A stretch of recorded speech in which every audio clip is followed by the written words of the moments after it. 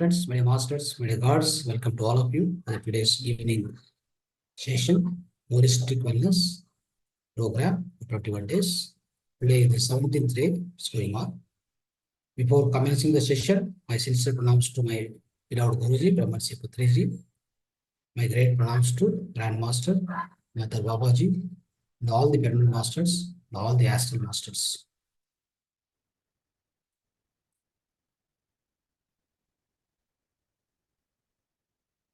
Yes. So, my dear friends, my dear masters, my dear gods, today is 1 hour program. In this 1 hour program, first 45 minutes will be deep meditation with the music. And after that, another 15-20 minutes will be the sharing of wisdom today. Now, before commencing the session, so I would like to share with you one mudra. So that mudra is basically if you lose your appetite, right? Sometimes you will not have appetite, you will not have anger. So the losing of appetite, it's called appetite loss. Okay, hunger loss. So why does it happen? It's happened because of many reasons, right? So many times people will be suffering from fever, otherwise, the some liver problem, cancer problem, kidney problem, or heart problems. Many more things will be there. Like many diseases, the reason may be disease, reason may be some other. Sometimes if you are in the stress, if you are in the fear, if you are in the anxiety, if you are in the unhappiness, that time also you don't have hunger, isn't it? So this also happens, isn't it? So sometimes constipation, then also you don't get hunger. So there are many reasons for why you don't get hunger and why you lose the appetite. Okay. So that time, so you must practice one mudra, which is going to improve the situation, which is very well work for the situation, right? So reason can be anything, but in order to improve the so-called losing of appetite, so to come back to normal, please practice the mudra called Dhyana mudra, right? Friends, see here. So both the hands must be clean properly. No more, there should not be any nails here. Practice any mudra, right? So to practice the mudra, sit straight, comfortably on the chair, then take a 4-5 times breathing.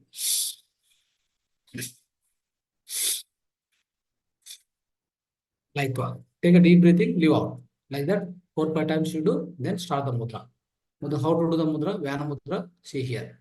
So this is thumb, and then this is index finger, middle finger, index finger, middle finger, closely bring it to the thumb finger, other 2 fingers like this, straight. Okay. Here also, same thing, like this, straight. Okay. If you do this, so this is called Dhyana mudra.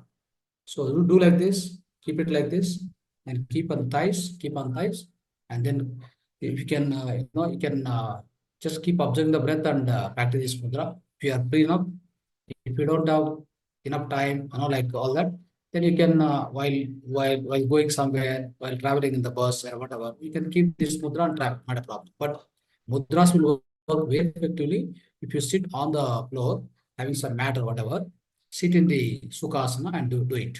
Otherwise, sit in a chair or a sofa, then practice this mudra. It works very well. Instead of while traveling, while doing journey, right, while moving, if you do mudra, it will be less effective. But if you sit at one place and do the mudra, every mudra will be so effective, friends. Now, this mudra, so this is a losing of appetite. It will bring you back. It will recover you back. Number 2, there are many other applications of this mudra itself. This mudra will work very effectively for low BP, high BP. It means if anybody is suffering from high BP or low BP, so in order to recover from either low BP or high BP, for both cases, this mudra is very, very essential, which is highly helpful, my dear friends. After doing every mudra, you must practice prana mudra for 10 minutes, okay? For 10 minutes, like this. If you practice Dhyana mudra, main mudra, that is for 40, 45 minutes, 50 minutes, then this must be practiced for 10 minutes, okay? If you practice other mudra, the therapeutic mudra, if you practice for 20 minutes, this mudra must be practiced for 5 minutes minimum. This is called prana mudra, followed by the main mudra, okay? Okay, friends, let's go to the meditation now. All of you, please come to the meditation posture, Anapanasati posture. You all know how to practice it. If anybody newly joined, I'll give the instructions. Please follow it up. Okay, right. You have to just clasp the fingers like this. Fingers with fingers is the folding hands. We say that folding hands. Keep on thighs. Keep on thighs. Then the both legs, the both foot must be crossed like this. the down. When you sit on the chair or a sofa, whatever, just both the legs must be crossed like this. Okay. Now sit comfortably. Your back must be erected straight. Your back must be erected straight. Your back must be erected straight, and switch off the lights and make it dark around you. What you can drink one glass of water. So now sit straight, fold the hands, fold the legs, sit straight, keep the spectacles other side, keep the spectacles outside, should not wear the spectacles anymore. Now everybody gently close the eyes. Gently close the eyes, start observing your natural flow of breath. Natural, simple, generic, tranquil, soft, and peaceful, harmonious breath. Go on, observe the breath. Keep observing the breath, my dear friends. Go on, observe the natural flow of breath. Natural flow of breath, which is happening at your nostril. Keep observing it. Do not open the eyes at any cost. Don't open the eyes till I say okay. Go on, observe the breath. If you get any thoughts, cut the thoughts right away and come back to the breath again. Do not travel with any thought. Do not analyze the thought. Don't entertain any thoughts in the mind. Always be with your breath. Automatically, thoughts will cut off. Thoughts will be subsidized. Thoughts will be reduced. That is the power of breath, my dear friends. When you are observing the breath, thoughts will slow down. When you are keep on observing the breath, thoughts will further slow down. When you are continuously with the breath without drifting away, then the thoughts will become zero. That is the actual state of meditation. It's called altered state of meditation, altered state of consciousness. That is the perfect state of meditation, my dear friends. Your mind must become zero. Your mind must come to the still position, standstill condition. That is more essential in the meditation. Make your mind empty. Make your mind empty. Go on, observe the breath. Don't do any chanting, no mantra, no japa, no God forms, no visualizations, nothing. Just be with your natural flow of breath. Simple, natural flow of breath. Be with it. Go on, observe. Be a witness. Be a grand witness, grand observer of your own breath. Go on, do that. Go on, do the only observation of breath, nothing else. Wonderful and simple meditation process. Not at all difficult. Anybody can practice anytime, any age, any place. No more conditions, no more restrictions.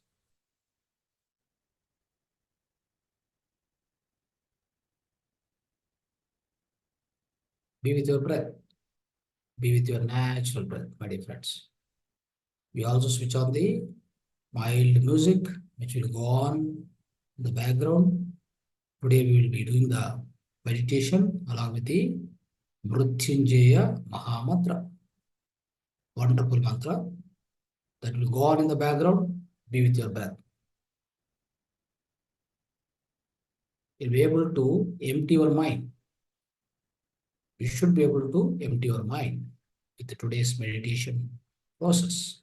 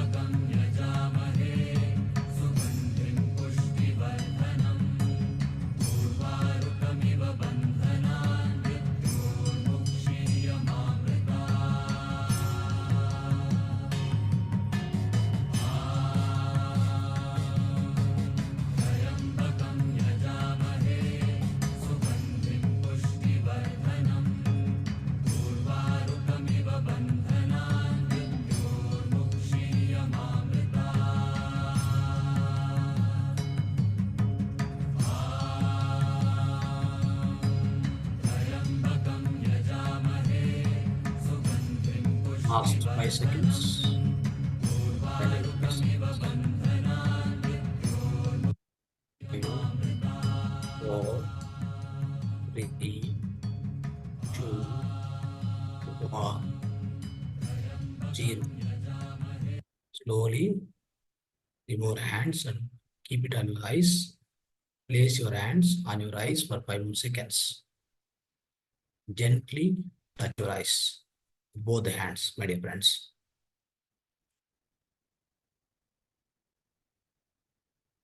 5, 4, 3, 2, 1, 0.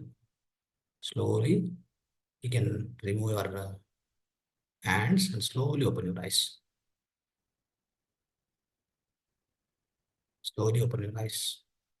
All the energy which is acquired, the energy which is collected at the fingers, in the hands, especially, it has to be fed back to the physical body. That is why we always prefer to touch the eyes after the meditation. After the meditation, whatever the energy which is accumulated in the fingers of the hands, it has to be fed back to the physical body. That's why we do this process, friends. Okay, right. Now, please come back. So you can switch on the videos now. Right. Okay, friends. So today we have done wonderful meditation with the Mahavatar mantra. Wonderful meditation we have done till now. Now we'll be sharing the spiritual wisdom. Today's spiritual wisdom is what is the origin of fear? Sorry, what is the origin of desires? We already, in the previous class, we already discussed. In the earlier classes, we discussed about what is the origin of fear. Today, what is the origin of desires? That we need to understand, my dear friends. So we all know that desire is the main reason. Sometimes a desire leads to success, sometimes desire leads to failures, and also desire leads to dissatisfaction, disappointment, right? Everything in our life. So if any desire, for example, a person keeps some desire. You want to become, you want to become a singer, or you want to become a professor, you want to become an engineer, you want to become a doctor.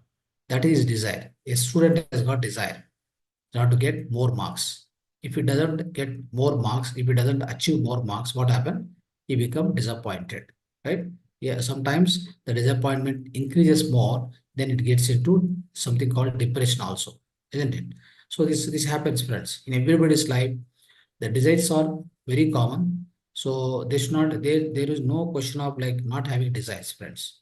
So many people say that so make your desires zero or less or all these things. But always do one thing. Your desires must be limited, right? It must be Madhya Marga.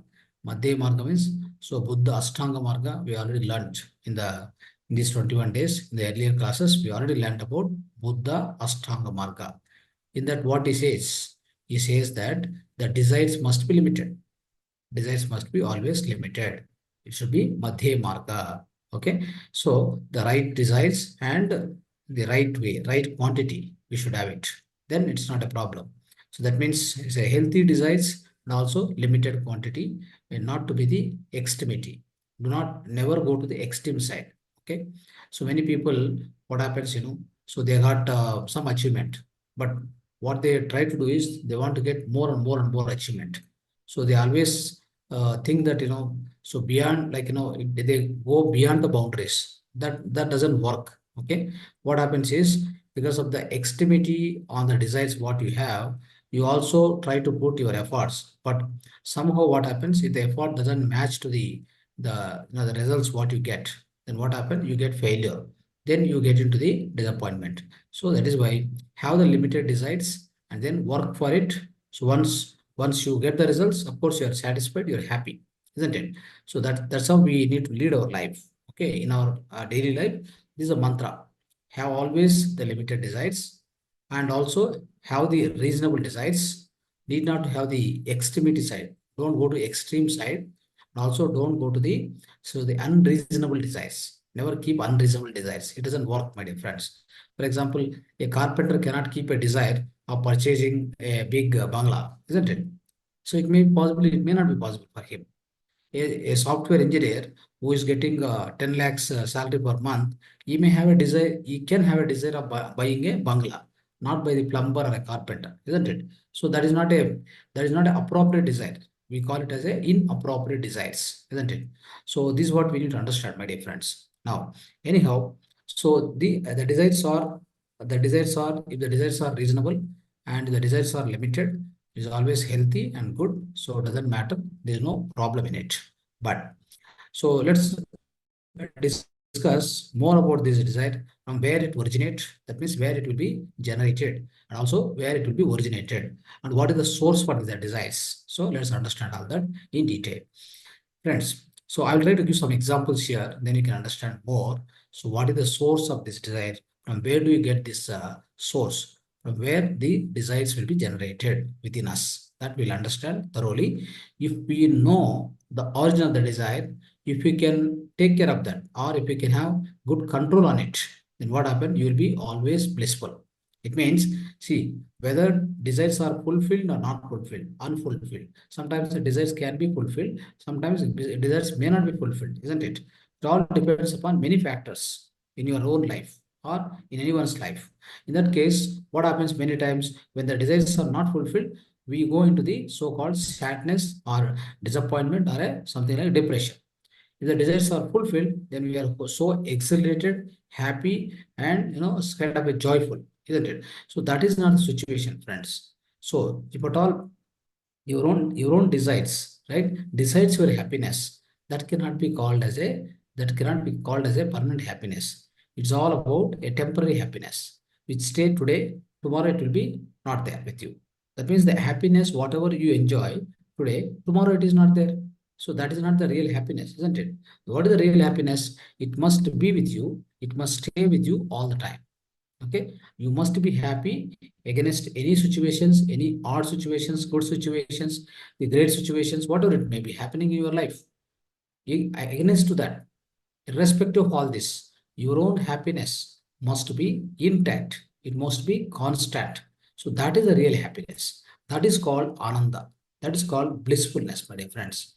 If anyone is able to lead the life with the blissfulness, of course, the issues are there. Issues will come for everybody. Even you take Ravana Maharshi life. In the Ravana Maharshi life also, at the end of the life, when he's at the end days of his life journey, what he got it? He got the cancer to the in the on the hands. The cancer has come. So you mean to say that so he's an unhappy person, the cancer has come and he will be suffering? No, it's not that way. So how you treat that is, so definitely the cancer, what it has come, right? So it might be clearing some karma, or otherwise, so it is a one kind of, he'll take karmas from other people and he will he'll put onto his body, he will experience it, and he will relieve the other person from cancer. Anything may happen for the gurus, but they smile on the face. The smile on the face, the way they communicate to you, and it's not like, a ordinary person, what happened if you get a cancer on the hand? First of all, he'll ask you, take to me hospital first. Take to me hospital, give a treatment, and start the medicines. Everything will ask you. He will not leave you, isn't it? So you wanted somehow to save himself and survive himself. So somehow you want to survive. That's how he act and behave, a ordinary person. Okay, he is not a master. But a master, how you behave, a master is a blissful person, a always happy person. How does he behave? He never care about it. He say that this so-called disease has come to my physical body. My soul, my inside, whatever I have a soul, I am the soul consciousness, myself is the soul consciousness. So I am, is always happy, I'm always in the blissful state. Doesn't matter. It comes to the body may go anytime, isn't it? Body is never constant here.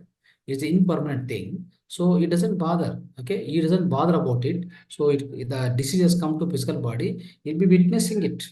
He's a witness. Is simply a mere witness, a seer witness, seer witnessing the whatever disease has come to his physical body. And he and physical body and the he and disease, they are separated. Always understand. That's how the masters behave. The problem is there, problem and he, both are separate.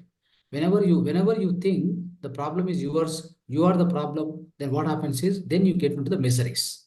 Then you get into the difficulties, miseries, and so-called unhappiness, sadness, the diseases, the disappointment, and the great depression. Then slowly, you get into the physical disease or mental disease, my dear friends. So that never happened with the great masters. That's how I'm just giving an example of Ramana Maharshi here. Okay, though he was even Ramakrishna Paramsa, he was having a throat cancer, right? Throat cancer, but it doesn't matter for him. His all activities, the day-to-day, whatever activities, till the last breath, he'll be as it is intact. So that meaning is what? The anyway body is impermanent. It came to the body, not to him. Not to him means what? I, whatever I am, that is actually his real form. That is what is. So he never bother about it. The disease has not come to I, isn't it? The disease has not come to self. Disease has not come to the soul. How does it matter? The body will be anyway thrown out here.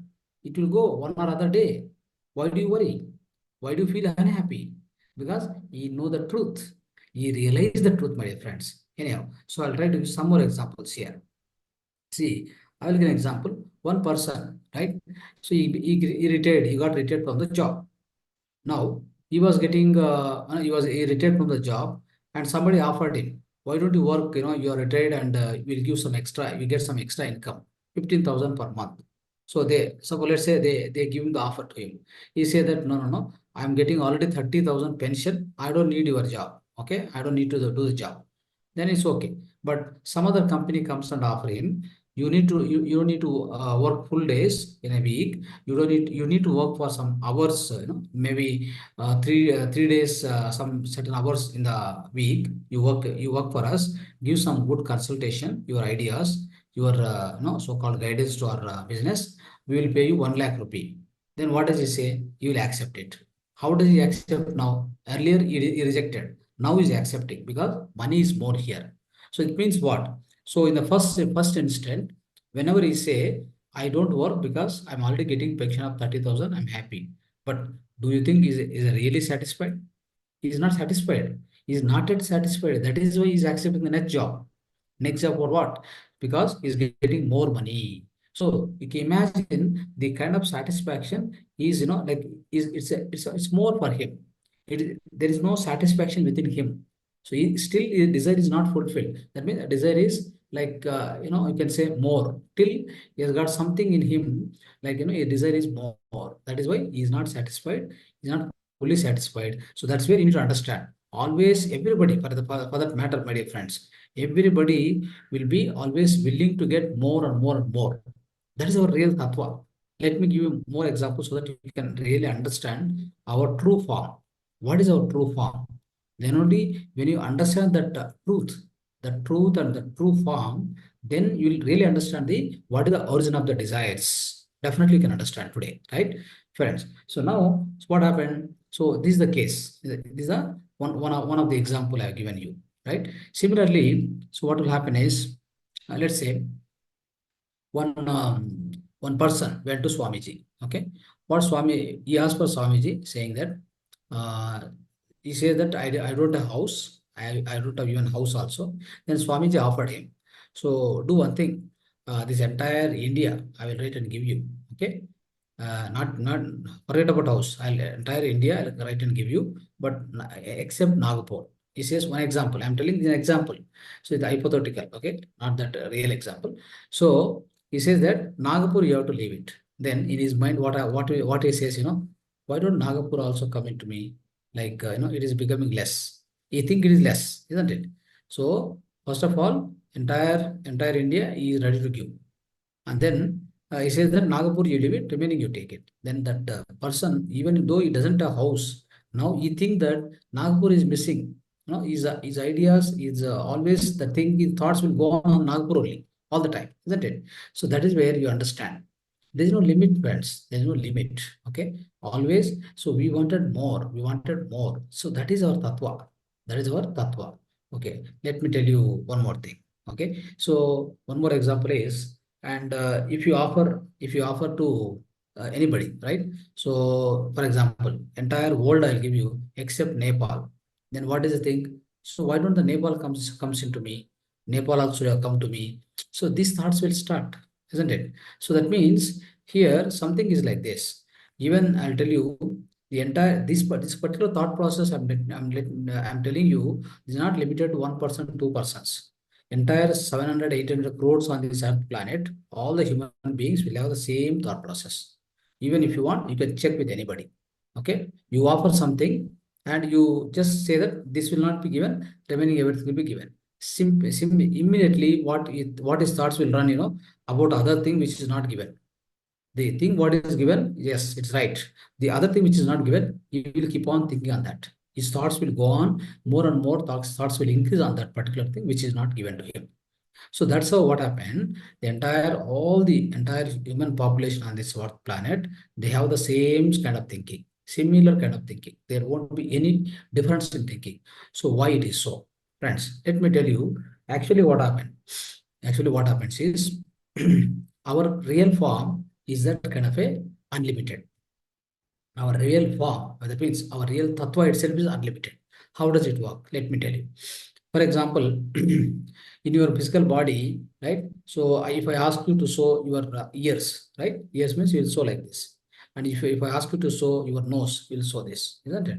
If I ask you to show your legs, you will show it. If I ask you to show your house, you will show it. Everything, whatever belongs to you, right? Whatever belongs to you, which you acquired, right? All the time. So this physical body you acquired, house you acquired, something, whatever, your vehicles, whatever. You will show you that. But if I ask you to show, what is the, where is your, basically, where is your mind? Okay, mind you cannot show anyway. But what happens is, wherever mind goes, mind of course travels at a far and wide and at a great velocity. As you know already, thought goes with the highest speed. The thought's velocity is higher than anything in this earth planet, my dear friends. Now, so if I ask you to show where is your thought, right? Where is your mind? You cannot show that. Definitely cannot show. But at the same time, the thought cannot go anywhere without your awareness. That means without you being there. You means what? You means your presence. Your presence means your soul. Your soul presence is always required if thought has to work. Okay. So wherever thought is there, definitely associated with that, there is a soul consciousness. It is must, my dear friends. It means what? The soul consciousness, whatever we call that soul or the self conscious, whatever it is unlimited, friends. Wherever it wanted, it can go, right? Wherever mind is there, definitely the soul conscious will be always along with that. That's how it works. Okay, it doesn't have any limitations, no limitation at all. It can go to anywhere, any place. So it's far and wide, the infinite, my dear friends. The nature itself is infinite. You can imagine, right? So that's how, friends. Here, so what we need to understand is here one important thing we need to take a note from this session, right? The important note is we human beings always we are identified by so mind, this mind that is that is so like that. So the mind and mind, it is mind. So that mind is there, right? So that is what making lot of difference within you. So what's happening is all the time, so the physical body is mind, that so called this property is mind. So this is my son, is my daughter, right? So this is my house. So likewise what happens, so all these things, so this mind, whatever it is there, you are confused basically. You are confused. What you are confused is mind and I. You are thinking I and mind. Both are same. You are thinking both are same, but both are different because you don't know, you don't have that awareness. Something called the unlimited awareness. Okay. So the unlimited nature, whatever unlimited nature is there. So that awareness you don't have, first of all. Since you don't have that awareness, what happens is always you don't have awareness, basically you never experienced it. If you have done meditation, of course you might have experienced already. So what you could have experienced, you could have experienced that physical body is only, physical body belongs to this earth planet. The physical body is the one which I am using it, but I am different. I and mind both are not same. Friends, what happens is inside you that I is there already. And that I, since I is there, what happened? You have unlimited desire. The desires will start like this only. You always think that, you always think that whatever today one house is there, it is mine, but you wanted more. You always wanted more, more, more. The reason is your actual tattva, your actual the form itself is unlimited. That is the I, self-consciousness, soul consciousness there, right? So it is unlimited.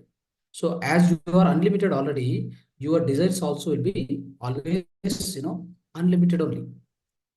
As long as you don't identify that you and you, that means yours and you both are different. That means I and mine are both are different. As long as you don't identify, then you are the reason for generating desires is that only. The reasons for generating the desires all the time from our side, from within us, the reason is you are always thinking that I and mine both are same, but they are different. Okay, if you try to understand this, if you come to an experience of I, right, that so-called soul consciousness, then this will disappear. Then what will happen? So whatever you have, you'll be happy. For example, one example I'll give you. So the great yogi Diogenes. So he was a great yogi. So he was one incident happened that time. So in the olden days, so great Alexander King, the great King Alexander, he was passing by in that village after the invasion, everything over. So in India, all the invasion done, he was going back to his native place. Then passing by, he asked his soldiers, who is the great person in these surrounding places? Who is the happiest person or a great person? Which I want to see, which I want to visit. If any such kind of people or situations there, please tell me. Then they told that there is one man, so he is always happy, right? He's always happy person. Then he said, so can you ask him to come to me? Then the soldiers went to that yogi and asked him. This yogi was sitting underneath of the tree, along with five dogs around him. One piece of cloth around his waist and genitals. That's all. There is no cloth also, nothing. Just he was sitting under the tree along with the dogs around him, 4 5 dogs. He is happily smiling and laughing and happy, quite happy, like immensely happy. Then these people who went and asked him, can you come? He said, so do one thing, ask him to come here only. If you want, ask him to come here. I'm happy. I don't need to go anywhere. Then they went and told him, you will not come, it seems like you have to go. Oh, such a great person. Who is that? I want to see. Okay, let's go. He came here. Then he asked him, why are you so happy? Why are you so happy that so we are not happy after the complete invasion, the whole world I invaded. Still, I'm not happy, but you are so happy. What is the reason? He said that I'm happy for no reason. I am happy for no reason because he is a realized man, he is an enlightened man. What does he want? He knows that he is a soul consciousness, he is a atmic consciousness, right? That self-realization came within him. His happiness, always he said, what he said is, my happiness never depend upon outside things or any outside things, whatever it may be. It may be property, it may be situations or people or whatever it may be. It never depends upon any outside things. That's why I'm very happy. I'm very happy. See, these dogs are there around me, right? So all the dogs around me, and whatever simple life I have, I'm so happy. I'm always blissful. I have nothing to worry. Then that point of time, the Alexander got realized. Oh, such a great thing. Is it possible like this? Not having anything, not bothered about anything. Still, he is happy and enjoying his life. So then he realized. That, oh, this is not the thing. Okay, this is not the thing. What I need to do. I need to find out happiness within me, not in outside things. See, if you go and invade some country, get some properties, all this, that, so he was not happy still, right? So that is an example, friends. So this is what the great example. What I'm trying to say here is, right? So when you become realized about yourself, then what happens? Then you definitely know the difference between mine and I. Okay, the mine and I, when you know the difference, then your unnecessary desires, the longevity of desires or the longing for desires, more and more desires will stop. Okay, only you will get a reasonable desire is always good, no doubt about it. But unnecessary desires, extremity of desires is not good.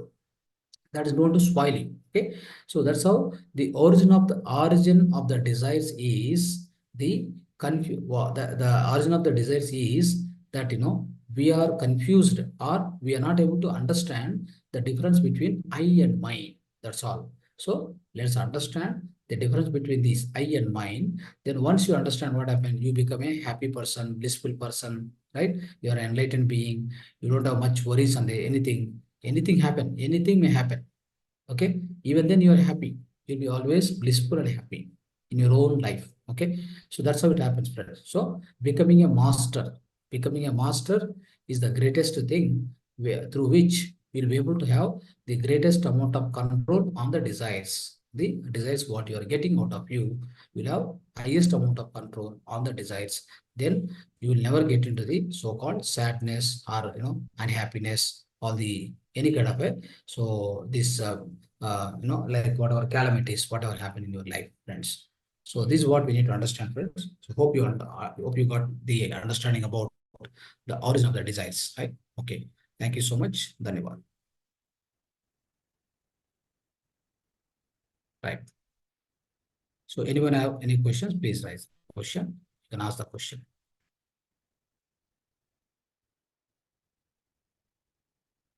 Otherwise, you can share the experience also, right?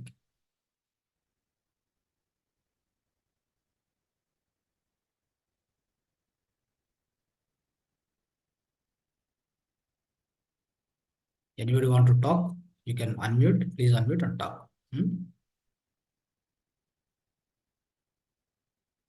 Kavaldeep ji, Madhusudan Patel.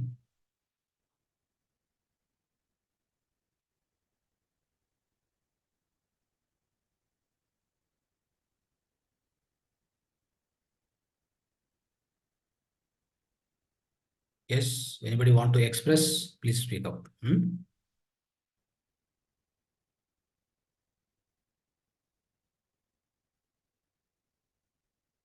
Always try to talk, okay? Try to express. I don't know why, what is the problem?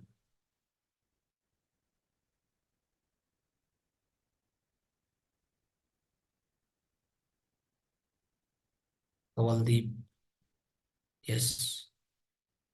Unmute karo. Unmute yourself. Yes. Okay sir. Yes. Sir earth vibrations అన్నారు కదా అవి earth movie అవి one time మళ్ళీ password forward చేయరా?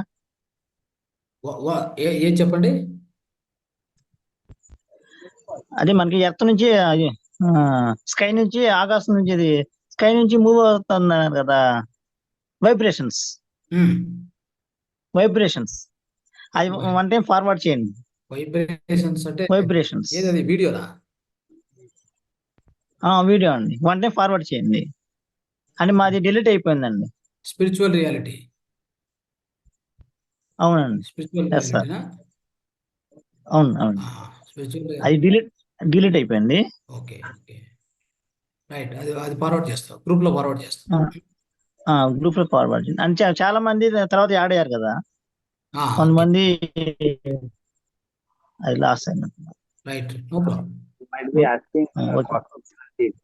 Thank you sir. Topic అర్థమైంది ఈరోజు? Okay sir. అర్థమైందా? Okay అండి. అంటే మీ కోరికలకు మూలం ఏంటి అంటే మన అనంతతత్వాన్ని మనం అర్థం చేసుకోలేకపోవడమే కోరికలకు మూలం. నేను ఇంతే, నేను పరిమితము అన్నందుకు మనకి ఎప్పుడు కోరికలు వస్తూనే ఉంటాయి.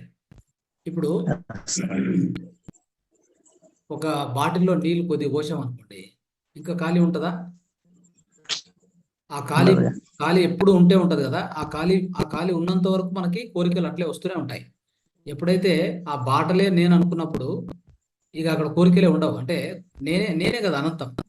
నేనే అనంతం అనుకున్న నాకు ఇంకేంటి కోరికలు సపరేట్ గా, అవును కదా? అది అక్కడ జరిగేది. కాబట్టి అనంతతత్వాన్ని గుర్తించాలి. ఆ అనంతతత్వాన్ని మీరే అనంతతత్వము అని మీరు తెలుసుకుంటే అక్కడికి కోరికలు నశించిపోతాయి. అర్థమైందా? సార్ తెలుగు సెషన్ కూడా ఉందండి? తెలుగు సెషన్ మార్నింగ్ ఉంటుందండి. Morning 5 to 7. 5 to 7. Morning 5 to 7 ఉంటుంది. సార్ 2 hours ఉంటుంది. మీరు ఒక పని చేయండి, 555 నెంబర్కు మెసేజ్ పెట్టండి, దాంట్లో వాట్సాప్ పెట్టండి, పంపిస్తాను. లింక్ కావాలంటే మీరు జాయిన్ కావచ్చు. మార్నింగ్ టైం అది జాయిన్ కావండి, నైట్ టైం కావాలంటే జాయిన్ కావండి. ఇది అయిపోతుంది. అది కూడా ఈ 25th కల్లా అన్నీ అయిపోతాయి. అన్ని సెషన్ క్లోజ్ అవుతాయి. మళ్ళీ 1st April నుంచి మళ్ళీ స్టార్ట్ అవుతాయి. Okay, thank you sir. Thank you. Yes, right. Anybody else want to share? Madhusudan, Kavaldeep.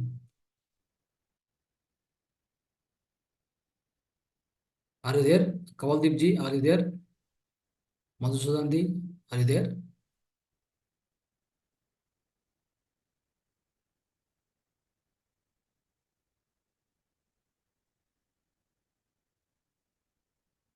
Why are you not able to unmute?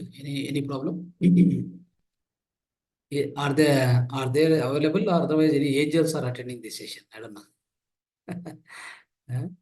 Some angels are attending, not able to communicate with the human beings. Right. Anyway, we'll move on to the next session, friends.